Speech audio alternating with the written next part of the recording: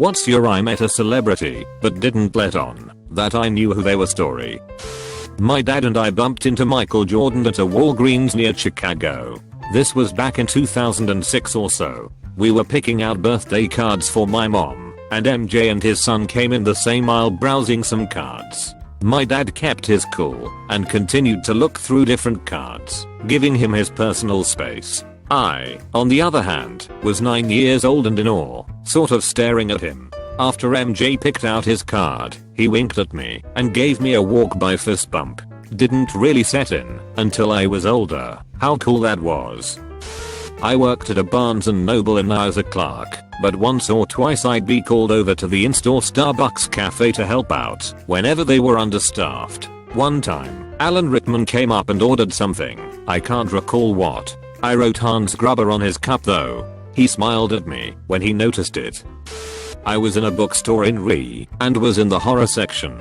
Picked up a book by Stephen King and flipped it over and saw his picture on the back or inside the cover. I don't really remember.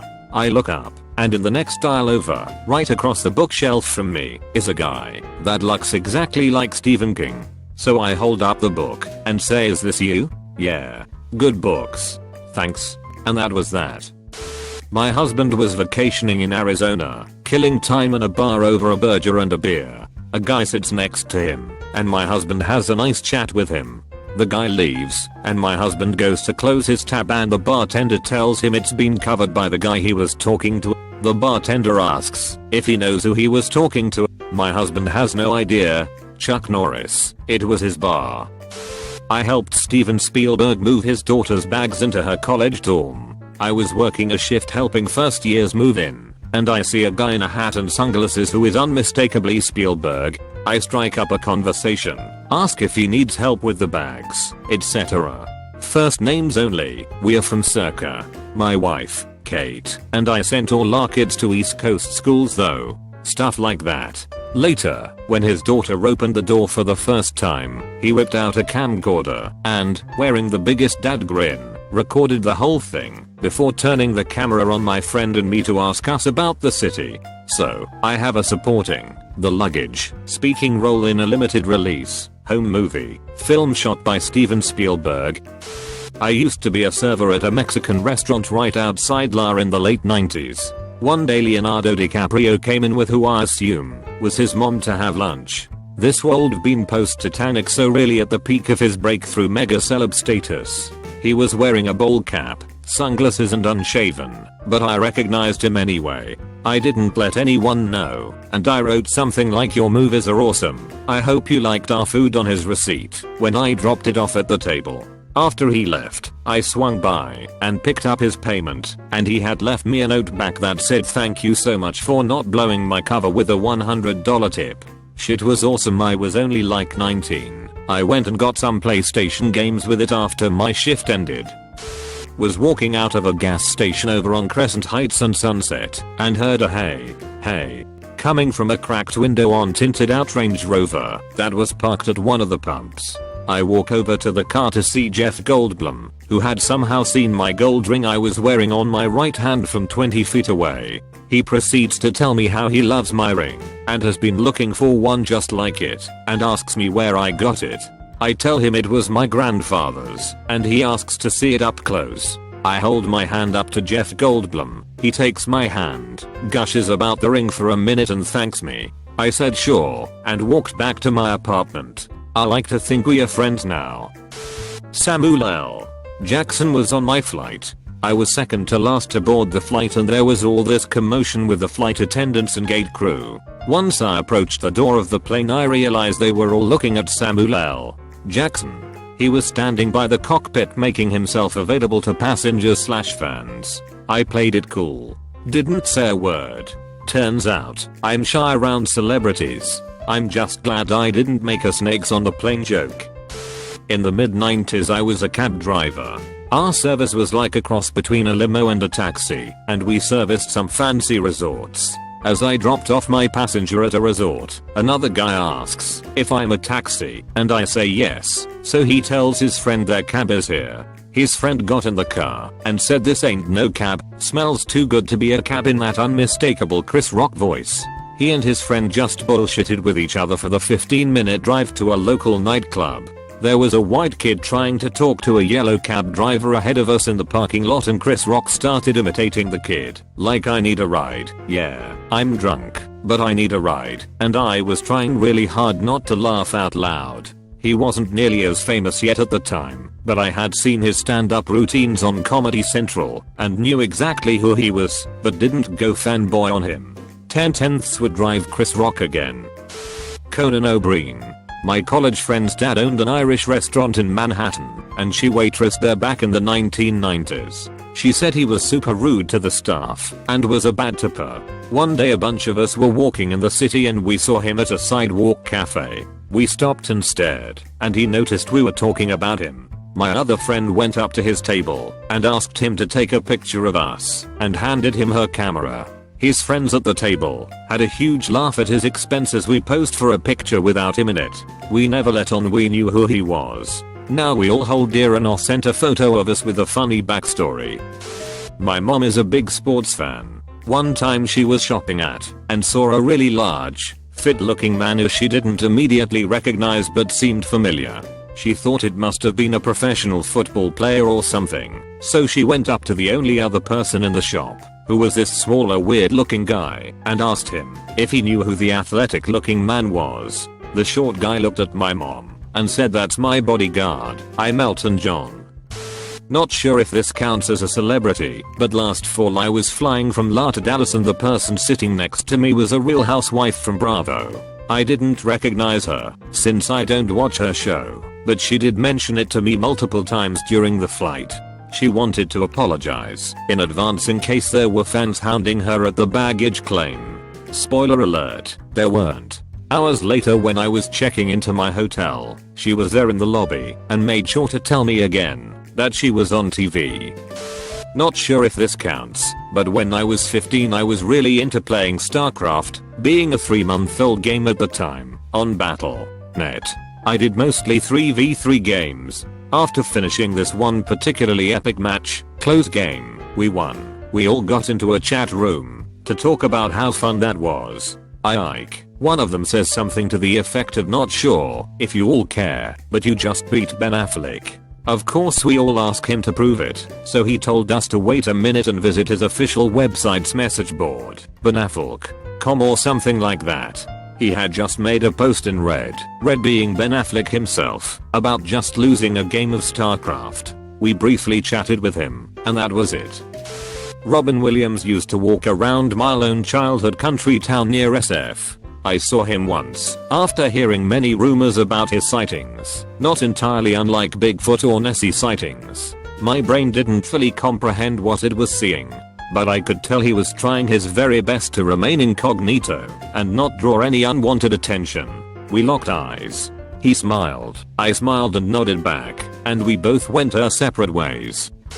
I was sitting at the Genius bar at an Apple store one day and a very large man with dreads came and sat next to me. He was bringing his phone in to get fixed because he dropped it and didn't have a case. I overheard an employee jokingly say, "You wear a helmet when you play football, shouldn't your phone have the same protection?" I knew it was Larry Fitzgerald, but I didn't want to be a fanboy, so I started asking very broad questions about what he did as a profession to stay engaged in a conversation with him. Larry Fitz is, to this day, one of the nicest, most humble people I have ever met.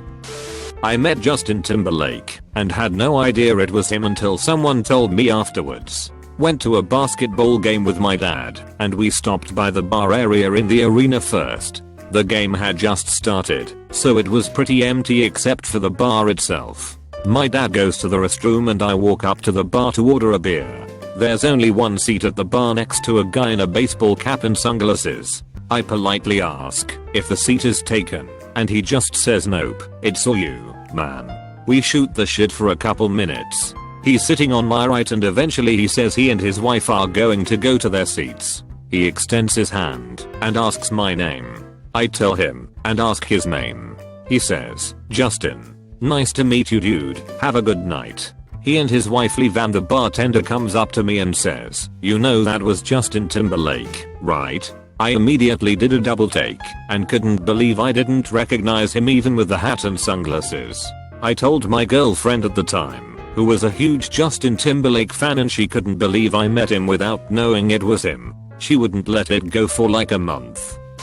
Met Elon Musk in a Tesla store in La. Really wanted to meet him, but didn't want to be that guy. Decided I had a plan, so walked up to him and said, "Excuse me, do you work here?" He replied, "I mean, yeah, kind of." I say, "What can you tell me about the entertainment console of the Model S?" He says, "Let me see if I can find someone to help you." To which I say, "Now I'm just fucking with you." He laughed and shook my hand and walked off.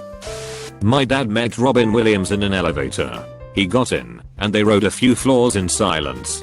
They stopped on a floor and a bunch of fans ran in and started getting pics with Robin. My dad said he was gracious and took pics with everyone. The doors closed and they rode a few more floors, and my dad turned and said, "Does that ever get old?" And Robin smiled and said, "Nope, never." Then my dad got off on his floor and they nodded to one another, and my dad went on with his day. I was 10 years old in 2002 when my mom took me to the Bronx Zoo for the first time. It was a rainy day, so we practically had the whole place to ourselves except for 3 British kids running around, chaperoned by a woman. My mom quickly befriended the woman, while I made like a kid, and joined the horde, looking at spiders and scorpions, and sharing in the awe and excitement of the animals. After about an hour, when we said our goodbyes, my mother told me that the kid, Daniel, who I had been hanging out with, had played Harry Potter in the movie that came out last year. I had thought he looked familiar.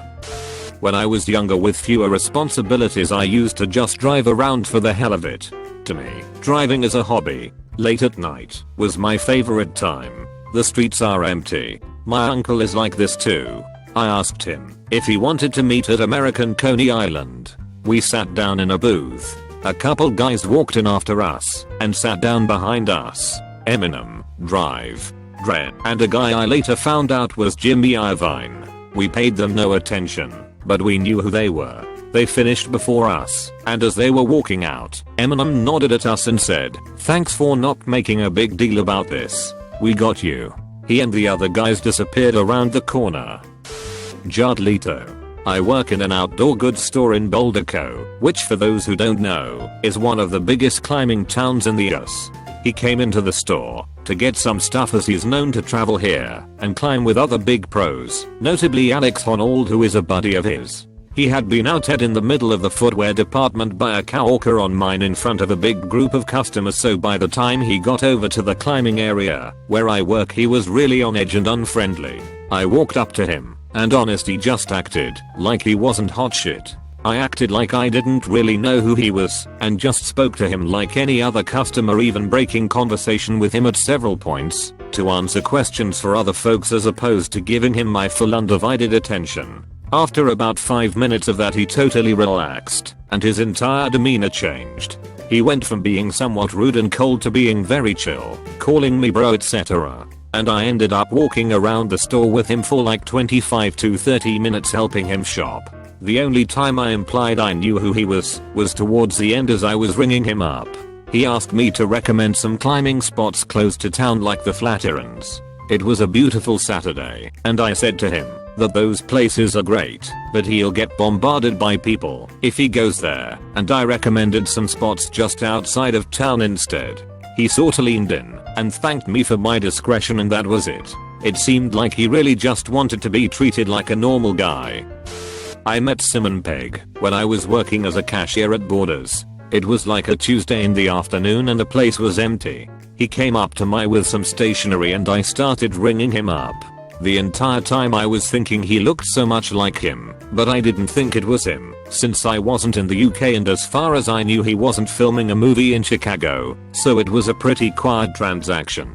After it was done, and I was handing him his bag with his stuff, I jokingly said, "Has anyone told you that you look like the guy from Shaun of the Dead?"